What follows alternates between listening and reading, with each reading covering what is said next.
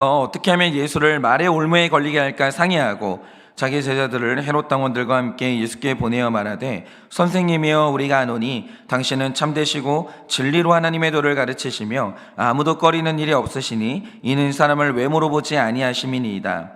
그러면 당신의 생각에는 어떠한지 우리에게 이르소서. 가이사에게 세금을 바치는 것이 옳으니까 옳지 아니하니까 하니, 예수께서 그들의 악함을 아시고 이르시되, 외식하는 자들아, 어찌하여 나를 시험하느냐? 세금 낼 돈을 내게 보이라 하시니 데나리온 하나를 가져왔거늘, 예수께서 말씀하시되, 이 형상과 이 글이 누구의 것이냐? 이르되 가이사의 것이니이다. 이에 이르시되, 그런즉 가이사의 것은 가이사에게, 하나님의 것은 하나님에게 바치라시니 다 같이 읽겠습니다. 그들이 이 말씀을 듣고 놀랍게 여겨 예수를 떠나가니라. 아멘. 기도하겠습니다. 하나님, 오늘도 우리가 말씀을 들으면서 이 사순절에 예수님이 십자가에 달려 돌아가시는데, 예수님을 십자가에 못 박아 죽인 그 범인은 누구인지, 누가 예수님을 죽였는지 우리가 묵상하기를 원합니다. 주님, 이 십자가의 길을 따라가면서 온전히 그 사람이 나인 것을 보게 하여 주시고, 그 예수님이 나 때문에 죽고 나를 위하여 살아나신 예수님인 것을 만날 수 있도록 주님이 은혜를 허락하여 주시옵소서.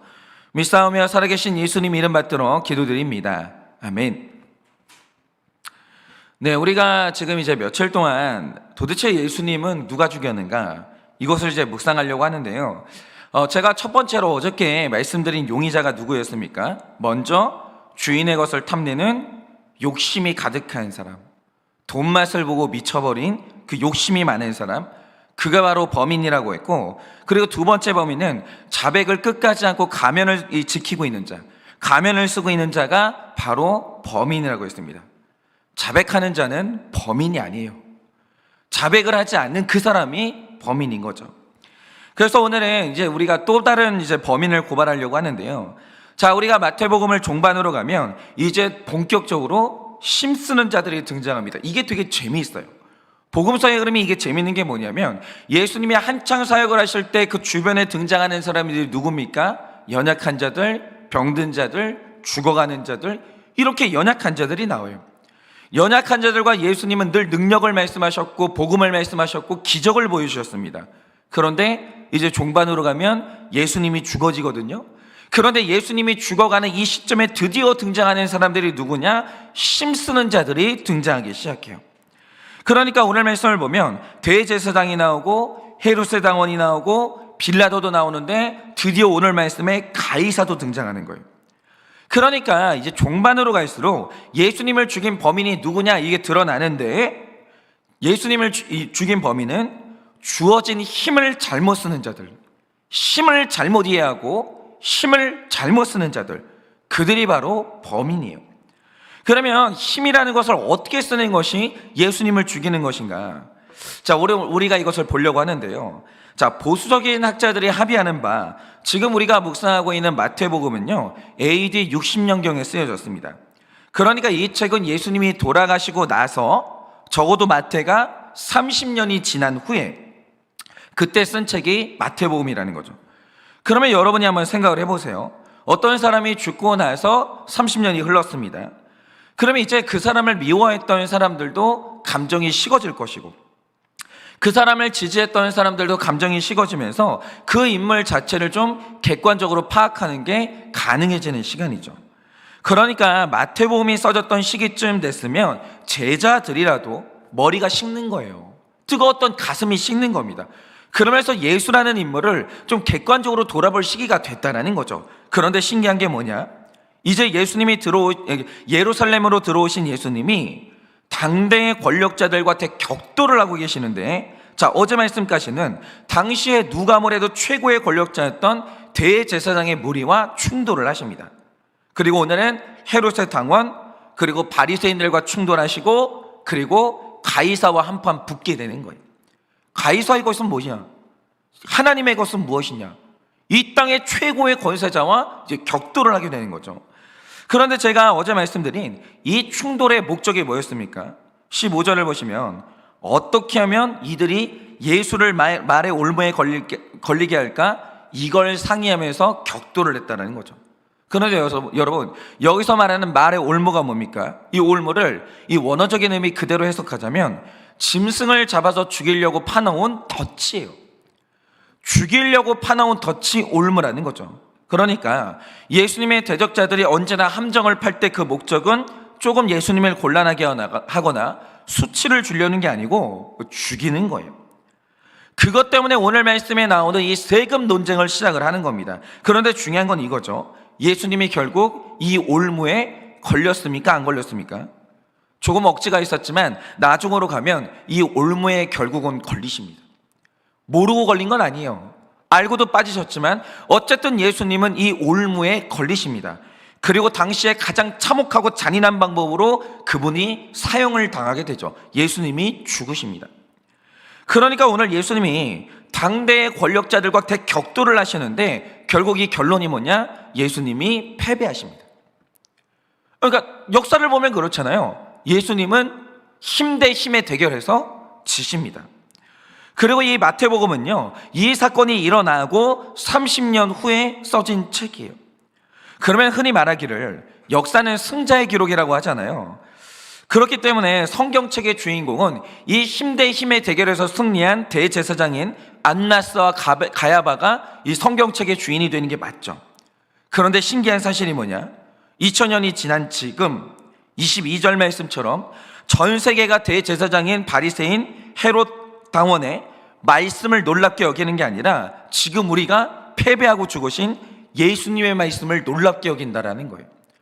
여러분, 지금 우리가 오늘 이 아침에도 말씀을 묵상하고 있는데 이거 누구 말씀이에요? 힘과 힘의 대결에서 승리한 대제사장의 말씀이 아니에요. 이 대결에서 처참히 깨져서 완전히 패배하고 돌아가신 예수님의 말씀을 묵상하고 있다는 거죠. 이게 놀랍다라는 거예요. 그러면 우리가 이걸 왜 묵상하냐 이거예요. 그런데 놀라운 게 뭐냐 하면 이런 현상은요, 구속사 안에서만, 성경 안에서만 재현되는 게 아니라 다른 역사의 현장에도 그대로 재현된다는 거예요. 예를 들어서 이 조선왕조 때 단종의 삼촌 수양대군이 어린 조카 단종을 폐위시키고 자신이 왕이 됩니다. 힘과 힘이 격돌을 한 거예요. 그런데 그러자 여기에 반발해서 단종을 다시 복귀시키려던 세력이 있었는데 그게 바로 성산문, 박팽년, 하위지, 이계, 유성원, 유은계 이런 사람들이었습니다. 그래서 세조와 이들이 2차로 충돌을 하죠. 그러니까 이제 어린 단종하고 세조가 한번 충돌했고 그 다음에 단종을 따르는 무리들이 한번 또다시 세조와 충돌을 합니다. 그런데 역사를 다 아시겠지만 여기서 누가 이깁니까? 세조가 한 번도 패배하지 않아요. 전부 다 이깁니다. 권력을 잡았던 수양대군이 단종을 이겼고 훗날 세조라고 불리면서 왕이 되죠. 그러나 반대편에 있던 신하들은 자신의 계획이 발각되면서 전부 다 역적의 칭호를 받고 사지가 찢겨서 죽게 됩니다.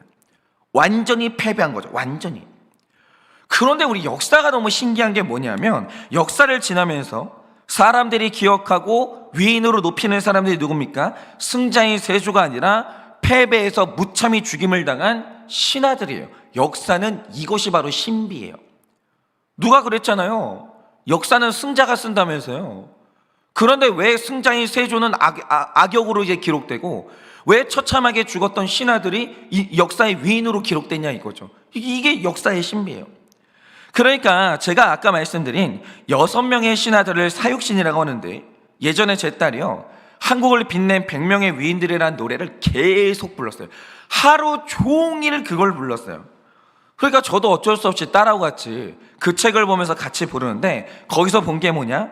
100명의 위인 중에 승자인 세조가 없어요. 그런데 놀라운 게 뭐냐? 한국을 빛낸 100명의 위인 중에 패자인 사육신과 생육신이 거기에 있어요. 이게 신기한 거죠. 그러면 우리가 해야 될 질문은 이런 겁니다.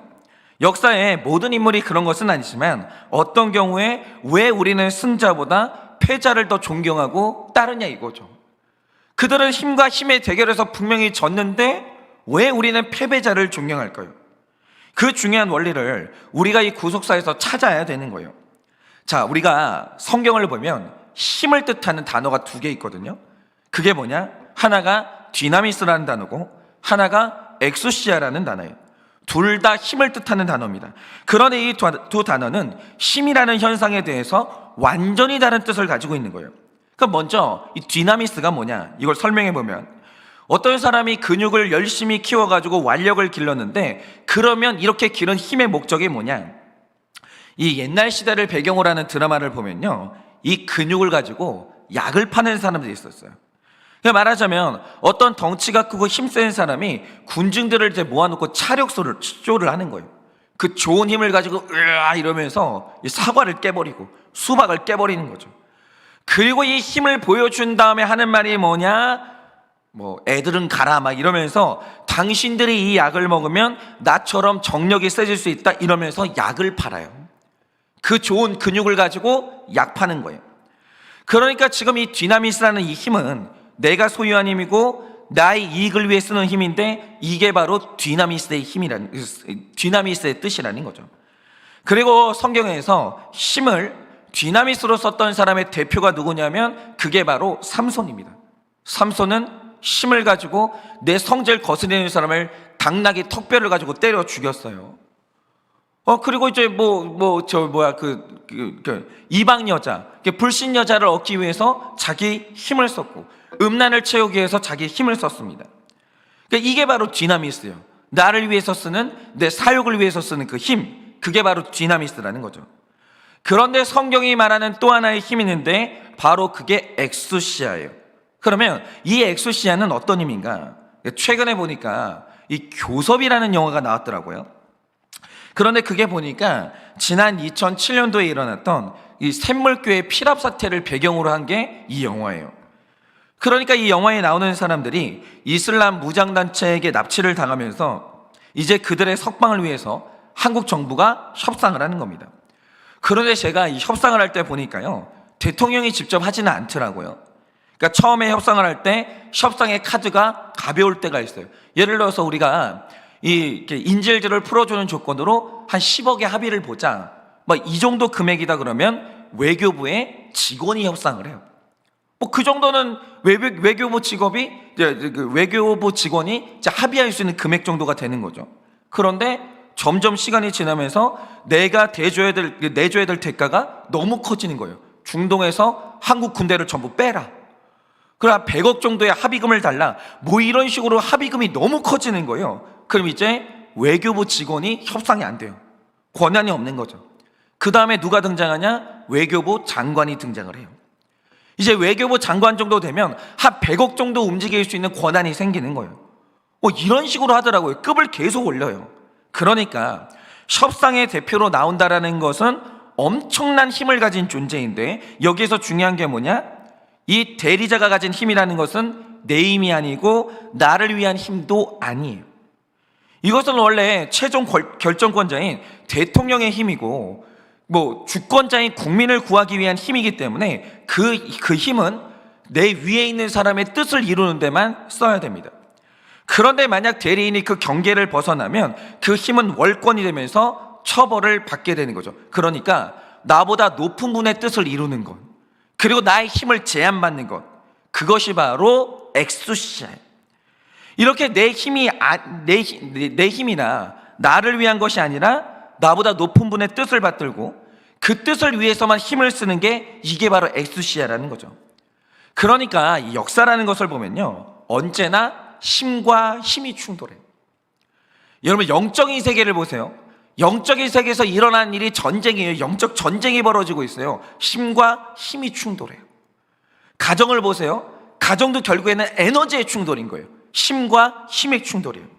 그러면 충돌하는 그 두 가지 힘이 뭐냐? 자기 욕망을 실현시키려고 하는 디나미스와 나보다 높은 분의 뜻을 이루기 위해 애를 쓰고 있는 엑수시아가 충돌하는 거예요.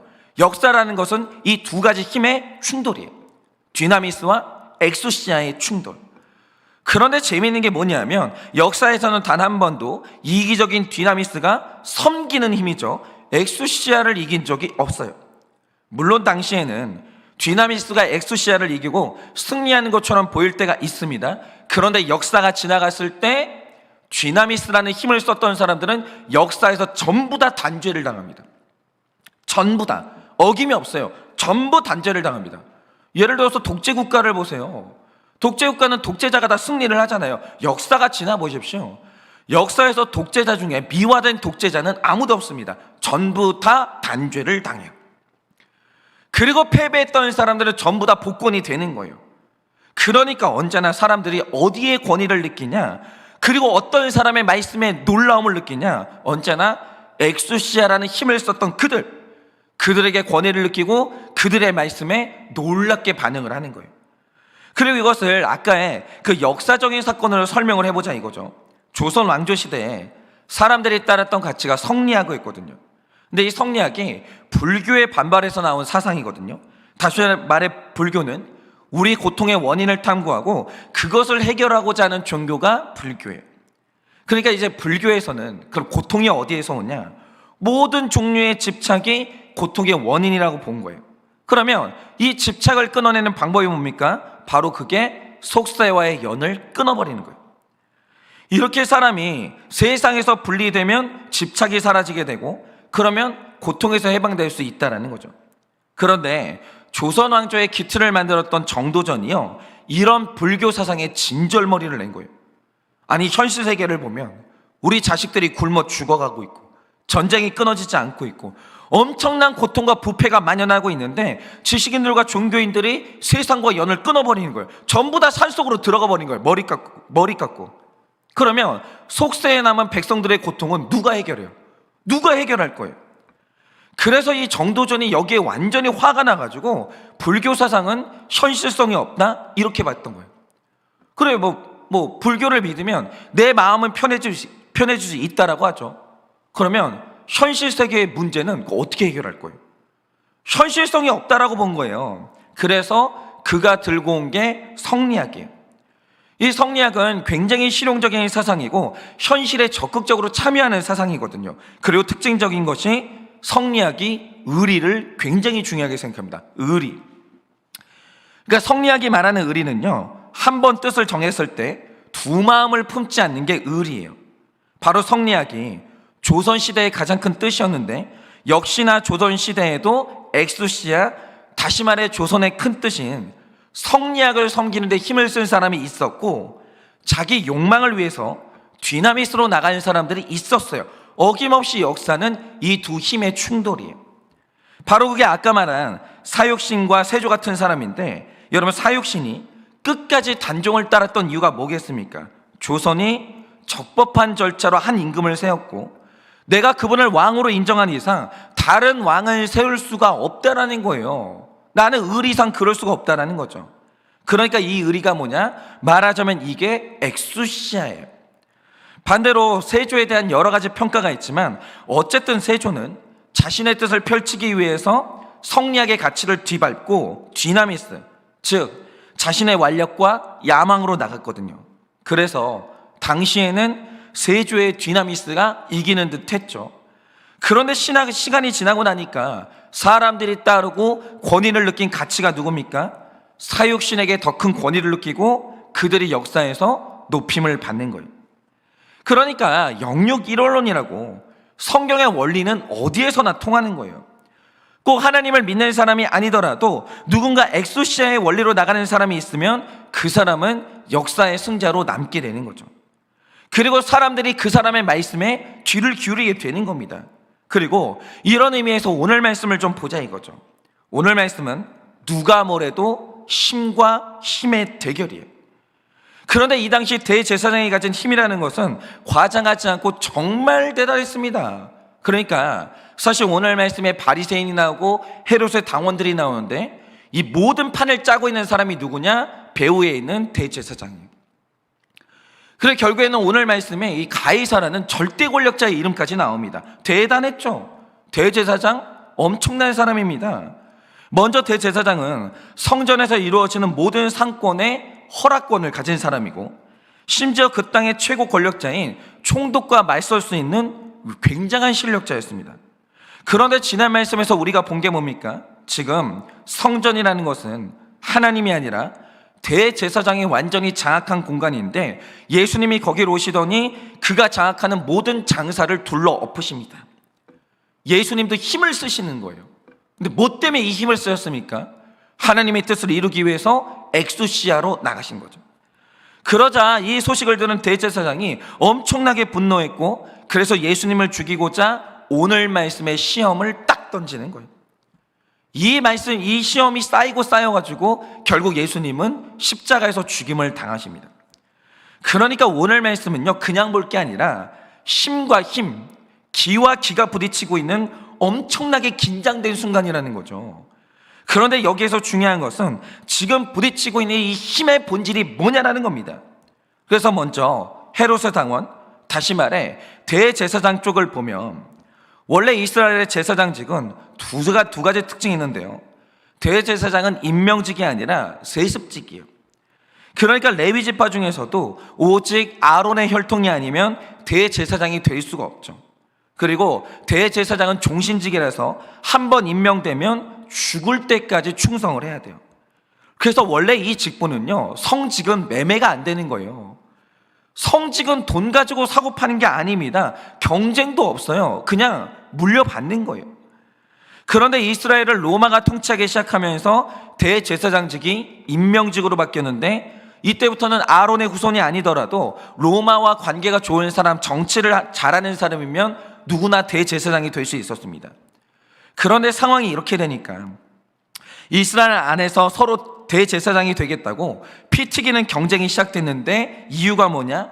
일단 대제사장이 되면 단순히 제사를 드리는 게 아니라 사내들인 공의라고 해서 유대 사회의 행정기관이자 재판기관이 있는데, 여기서 모든 것을 다 결정하거든요. 그런데 여기에 의장이 누구냐? 대제사장이에요. 정치적으로 막강한 힘을 가지게 됩니다. 그래서 이 당시에 대제사장은 종교인이 아니라 정치인이라고 보는 게 맞아요. 그래서 일단 대제사장이 되는 사람은 성전과 관련된 모든 이권 사업을 다 결정할 수 있는데, 성전이라는 것은 마음만 먹으면 떼돈을 벌 수 있는 거예요. 그런데 역시나 이 당시에 대제사장이 정말 떼돈을 벌었습니다. 떼돈을. 황제가 안 부러웠어요. 너무 돈을 많이 벌었기 때문에. 그러니까 이 당시 실세였던 안나스가 엄청난 뇌물을 로마에 주면서 대제사장의 자리를 차지했고, 그 힘으로 성전과 관련된 모든 이권 사업을 다 독점했습니다. 그래서 엄청난 돈을 벌었어요. 그러니까 이렇게 힘이 센 그 사람이 예수님을 결국 죽였던 이유가 뭐겠습니까? 거룩 때문에 죽인 게 아니에요. 안나스는 이 기득권을 놓을 수가 없는 거예요. 내가 성전에서 돈을 벌어야 되는데, 내 말 한마디로 이 사회가 좌지우지 돼야 되는데, 자꾸 예수님이 성전에서 장사를 못하게 하는 거예요. 자꾸 성전에서 기도를 시키는 거예요. 그게 문제였던 거예요. 성전은 장사를 해야 되는데 왜 기도를 시키냐 이거죠. 그러니까 이 사람이 자기의 이권을 지키기 위해서 쓸 수 있는 모든 수단을 동원한 다음에 마침내 예수님을 죽인 거예요. 전형적인 디나미스트예요. 전형적인 디나미스트. 그러니까 우리가 자녀를 기를 때도 한번 보세요. 여러분 지금 어떤 힘을 쓰고 있습니까? 하나님의 뜻대로 이 아이를 천국 보내려고 거룩하게 기르려고 힘을 쓰고 있습니까? 아니면 내 힘, 내 꿈, 내 야망을 관철시키려고 이 애를 힘으로 찍어 누르고 있습니까? 지금 여러분이 자녀를 기를 때 힘을 쓰고 있는데 그 디나미스예요? 엑수시아예요? 뭐 때문에 그렇게 애를 쓰십니까? 뭐 때문에 그렇게 힘을 쓰십니까? 오늘 말씀의 대제사장은요, 완전히 디나미스의 사람이에요. 자기를 위해서, 자기 이권을 위해서 그 막강한 힘을 쓰는 겁니다. 그러니까 이 말씀의 배후에 있는 대제사장은요, 완전히 디나미스의 사람이에요. 그런데 반대로 예수님도 이 땅에 오셔서 굉장히 힘을 많이 쓰셨죠.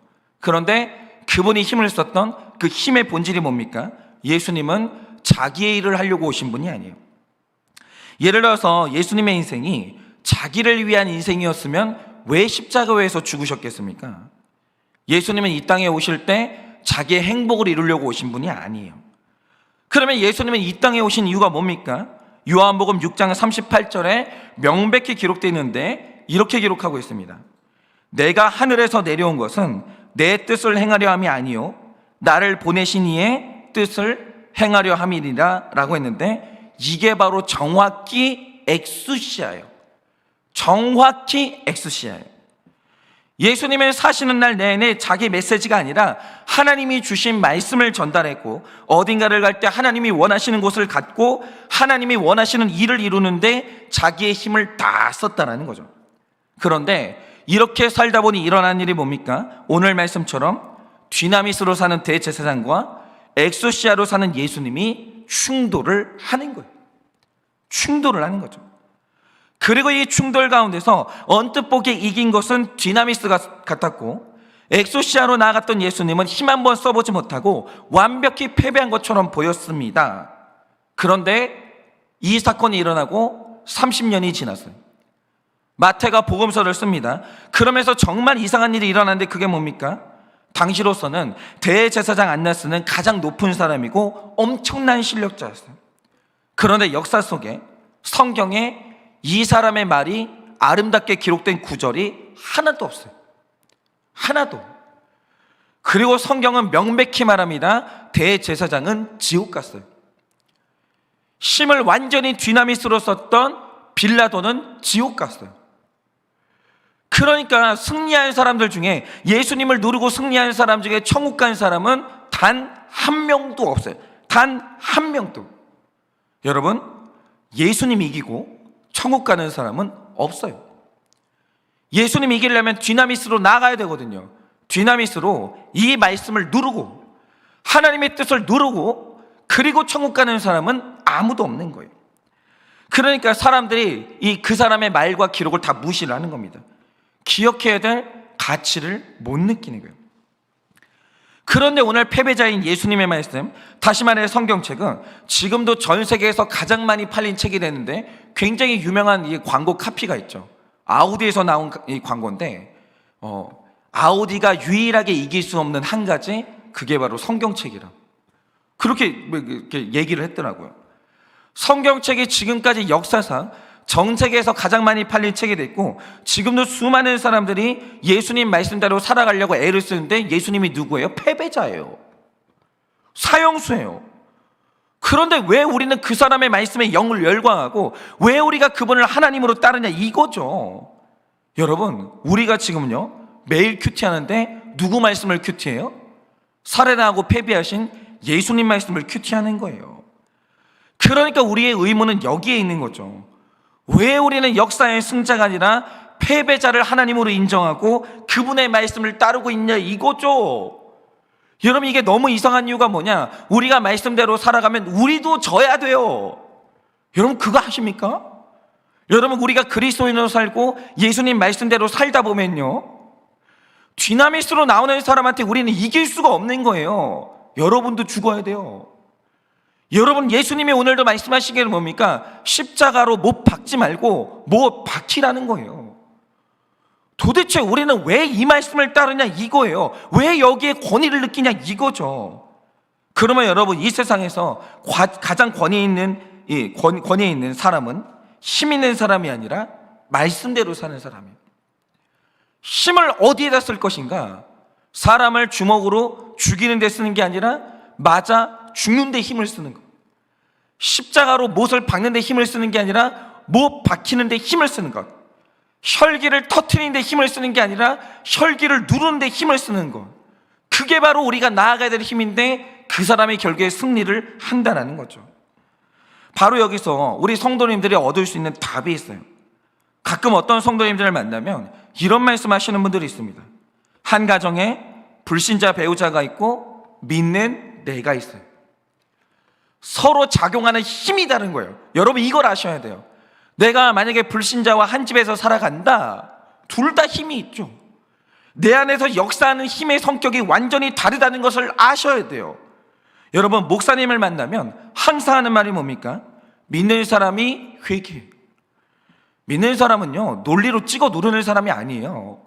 믿는 사람이 회개해야 되고, 믿는 사람이 양보하고, 믿는 사람이 저주라는 거예요. 예를 들어서 불신 배우자가 이게 혈기를 내면 믿는 사람들로 같이 뒤나미스 혈기로 나가는 게 아니라는 거예요. 우리 안에서 역사하는 힘은 그게 아니에요. 혈기 앞에서 우리가 써야 될 힘이 뭐냐? 우리는 죽는 힘이에요. 죽기 위해 이를 악물고 죽는데 우리 인생을 바치는 거예요. 만약에 상대방이 욕을 한다, 같이 욕하지 말고 그 욕을 잘 들어주는 거예요. 그런데 이렇게 사는 것도 하루 이틀이지, 계속해서 이렇게 살다 보면 어느 날 억울해서 돌아버릴 것 같은 거예요. 내가 왜 이렇게 살아야 되나? 이해가 안 가는 거예요. 내가 멍청해서 져주는 게 아니에요. 내가 힘이 없어가지고 지는 게 아니에요. 나도 힘이 있어요. 나도 똑똑해요. 내가 왜 맨날 사과해야 돼요? 왜 둘이 싸우면 왜 맨날 내가 회개해야 돼요? 왜 나는 혈기도 못 내고 살아야 돼요? 너무나 힘든 날이 오죠. 내가 무슨 부귀영화를 보겠다고 이런 핍박을 받나? 예수 믿는 게 뭐 죄인가? 내가 왜 이러고 살아야 되나? 그런데 오늘 말씀이 말해주는 게 뭡니까? 혈기가 디나미스예요. 여러분, 디나미스로 살아가서 여러분 예수를 죽인 사람은 있어도 예수와 함께 부활한 사람은 아무도 없었어요. 디나미스가 예수 죽이는 힘이에요. 여러분, 혈기라는 것은 대표적인 디나미스인데, 혈기를 혈기로 맞서면 내가 이기는 게 아니라 예수가 이기는 게 아니라 둘 다 예수 죽이는 거예요. 둘 다. 디나미스에서 이 구원이 일어나는 경우는 없다라는 거예요. 혈기와 혈기가 부딪히면 이겨도 진 거예요. 예를 들어서 어떤 가정에 혈기로 맞서는 엄마 아빠가 있다라고 하죠. 그 둘 중에 하나가 이겼다고 하죠. 그런데 이렇게 한다 한들 그 혈기의 전쟁을 보고 예수 믿는 자녀가 있냐? 없어요. 왜냐? 혈기와 혈기가 격돌할 때 결국 죽는 것은 예수예요. 여러분, 혈기를 내는 아빠, 혈기를 내는 엄마가 있다라고 하죠.